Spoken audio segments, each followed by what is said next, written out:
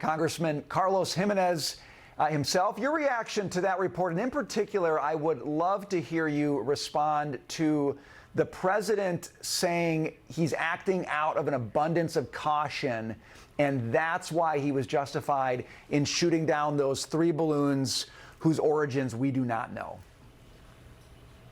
Well, it's par for the course. I mean, they shoot down the Chinese spy balloon, which we knew was a Chinese spy balloon, after it completes its mission.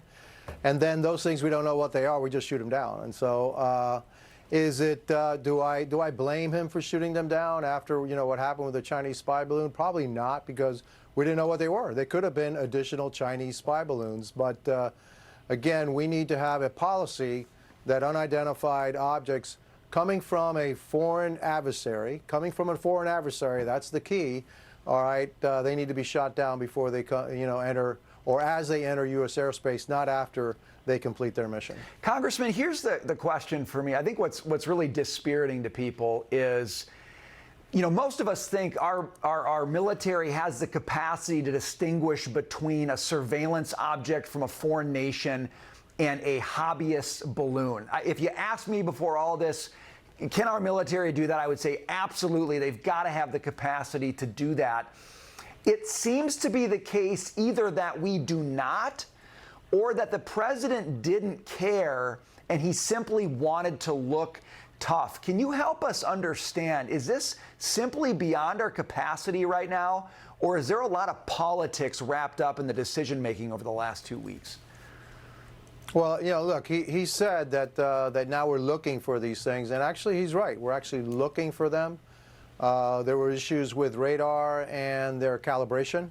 A lot of it had to do with speed, and things were filtered out where you wouldn't see it. I mean, the radar could actually see it, but you couldn't see it because it wouldn't report it because it was calibrated out. So there is some truth to what he was saying about that. But now that we have recalibrated and that we're looking, we should know when something's floating in from somewhere else and something's originating in the United States. And so hopefully the filters will be put to so that those things that are floating in from somewhere else, could be a hostile country, those things are identified, those things to be knocked down as soon as they enter our airspace. But again, my biggest problem was you have this 200-foot diameter Chinese spy balloon that everybody knew was a spy balloon, and then you let it complete its mission, and then you shoot it down on the way out. That didn't make any sense whatsoever. Well, President Biden said he's going to speak with President Xi Jinping of China regarding the spy balloon,